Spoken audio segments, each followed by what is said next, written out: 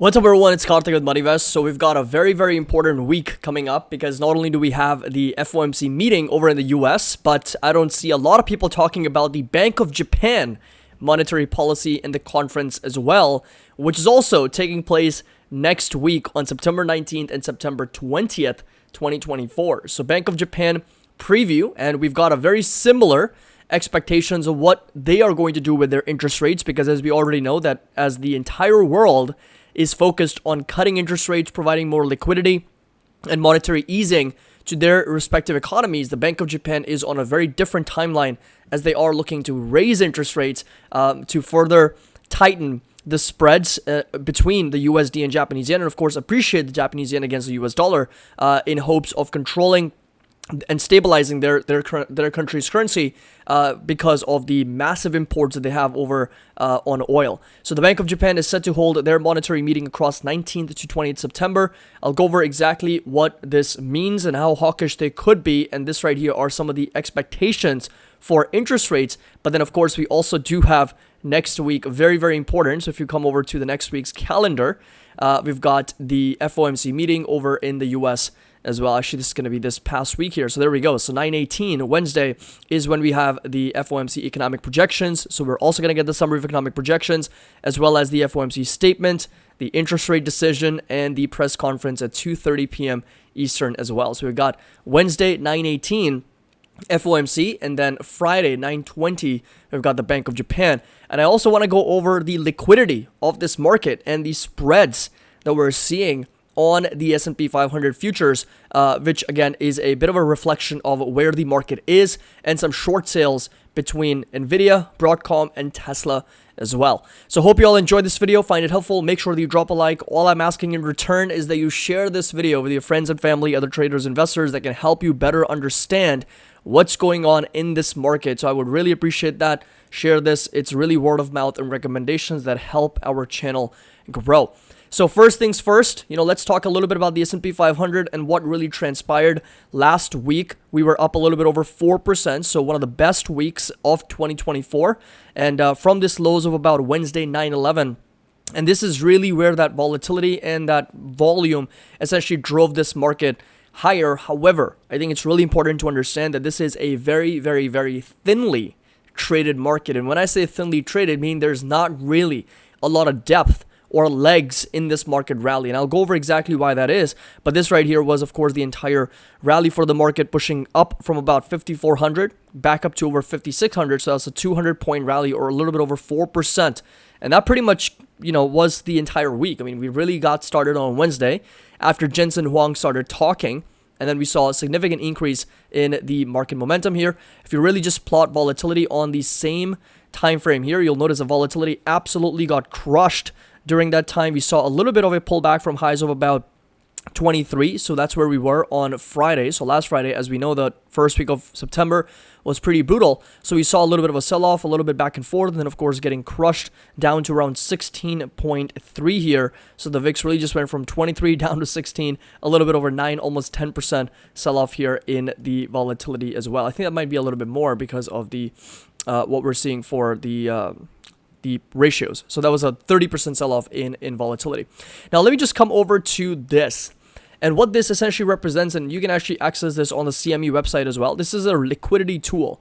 So this really helps us understand is that analyze the current and historical bid and ask spreads, book depth, and the cost of trade statistics for CME group products across 3 distinct global time zones. And what this is really going to help us understand is whether this is a thinly traded market or this is a very tightly traded market, meaning that if the spreads, right, the spreads are nothing but the difference between the bid and the ask, if they're getting wider and wider, that means that there is not a lot of liquidity in this market rally. And what you'll notice is this is where we are. So this pretty much, if you take a look, I'm not able to zoom in, but we're now at $1.39, right? So that's where we are, but 1.39 essentially the tick, and one tick is 0.25 index points, or about 1250.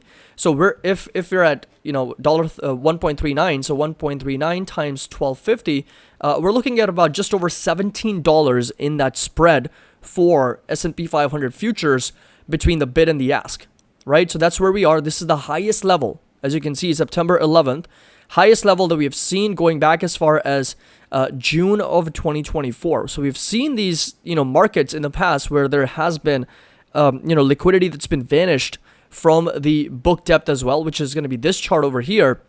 I've shown this on one of my previous videos, and if you essentially compare to where we were back in 2022, or let's just go over to, let's see, we'll go over to September, so September 15th, 2022, all the way to September 14th, 2024. So we're going back 2 years, and if you hit view chart, what you'll notice is how we have essentially traded, how liquid these markets have been. So you can see the book of depth being so wide and so broad as the markets have continued to rally.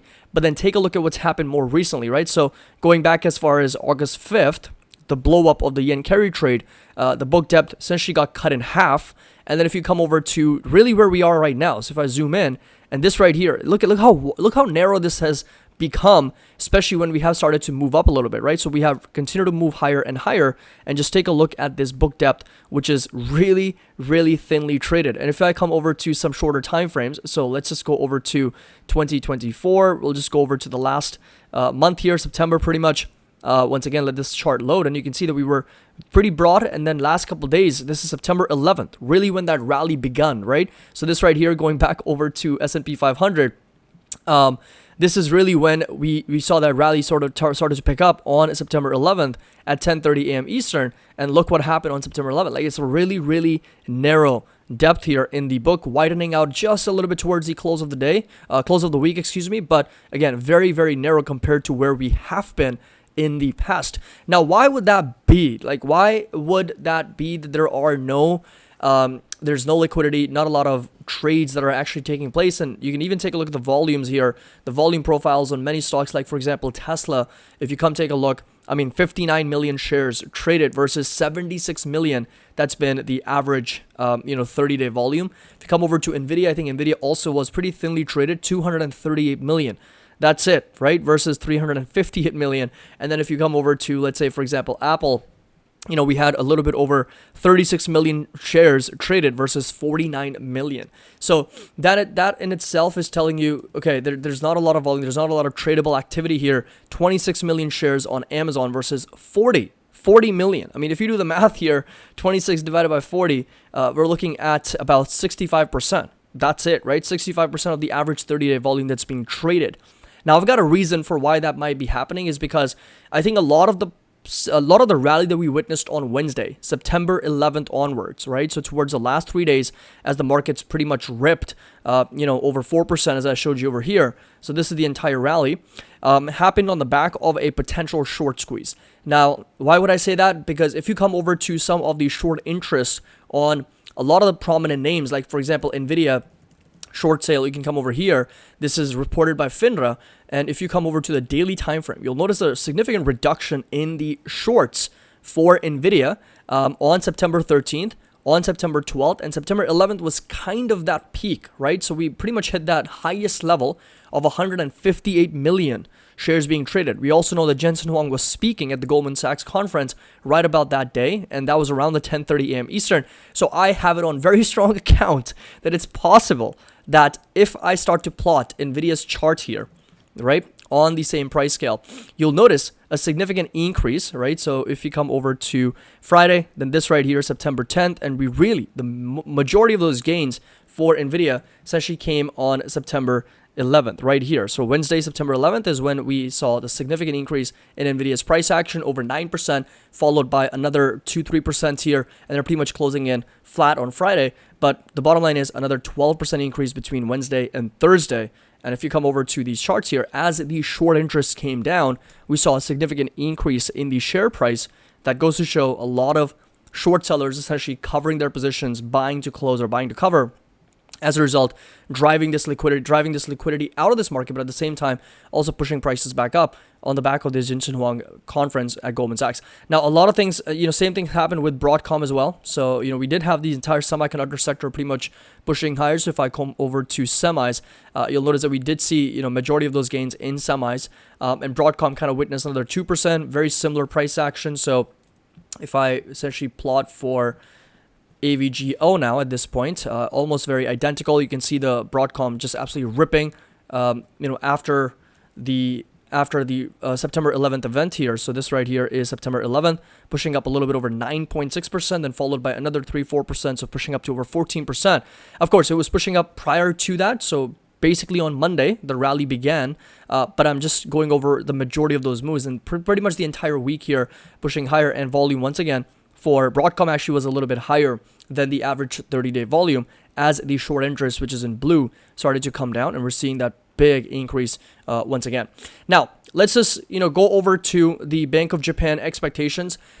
Really what I wanted to address in this video is that this rally may not have the legs that it actually needs to continue upwards. I could be wrong. I would love to be wrong about this, but if the markets really are this thinly traded, the spreads are widening, these are not tighter spreads, we're not seeing a lot of liquidity in this market, then it's possible that we do really just consolidate sideways for a little bit and then start rotating back lower, and really just go over to Bank of Japan expectations. Now for next week, the BOJ and BOJ Governor Kazuo Ueda is still expected to keep rates where they are, not do any more further rate hikes. So there is a 99% probability that the Bank of Japan is going to hold rates steady as where they are, 25 basis points. That's where they raised the rates to in their last meeting. And then even in the October meeting, they're expected to keep rates where they are at about 25 basis points, with 73% probability that we're going to stay here. However, in December though, December is where the markets are once again pricing in for another 10 basis point increase, going from 25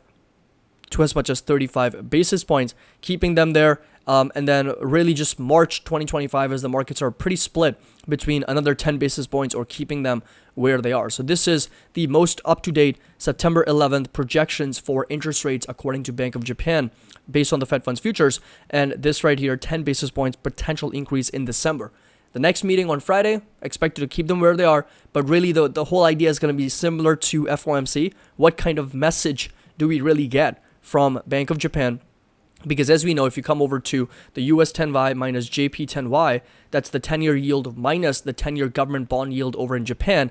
This, of course, has been coming down. So as it continues to slide lower on a more weekly time frame, you can see that it continues to pull back. It's going to put more pressure on the dollar. So if I plot for, let's say, Japanese yen over USD, so we've talked about this on our previous videos, but this right here, you can see as soon as it started to roll over, down about 27%, we've seen the Japanese yen appreciate against the US dollar, because what tends to happen is the spread between the 10-year treasuries over in the US versus 10-year bond over in Japan continues to come down. Investors who borrowed in Japanese yen to buy US dollars, to invest in US dollar denominated assets, continue to get squeezed out of their profit potential, and what they have to do is essentially sell their US denominated assets, whether it's bond or stocks, sell US dollars and then buy Japanese yen. And as the demand for Japanese yen appreciates against the US dollar, the price, of course, appreciates against the US dollar as well. So we're seeing Japanese yen continue to move higher. So this is JPY over USD. You can see it much better on the daily time frame as it continues to move up, 0.72% increase on Friday as well. And this right here is pretty much the entire move from July 8th, up already a little bit over 15%. So again, we don't know to what extent is this unwinding pretty much done or has completely taken place, but something to keep in mind, because it's still going to be a big catalyst for the markets, what Bank of Japan ends up doing, or what kind of messaging do we get from Bank of Japan as well. And this right here is going to be that next potential pip point for this spread down to 2.487, close to 2.5% moving forward as well. So hope you all enjoyed this video. I would just caution something like in terms of, I would just caution for you to be careful going into next week's market here, because we do have two very big events, FOMC over in the US and Bank of Japan's monetary policy meeting as well. And the market from what I suspect is a rally based on a bit of a more short covering standpoint, with a lack of volume and not a lot of book depth here, and of course widening spreads. So something to keep in mind. But of course, we'll see what happens next week. I'll be live pretty much throughout the week to cover a lot of events. And make sure that you drop a like on this video, subscribe to the channel, let me know your thoughts down in the comment section below. And as always, happy investing. I'll see you all in the next video.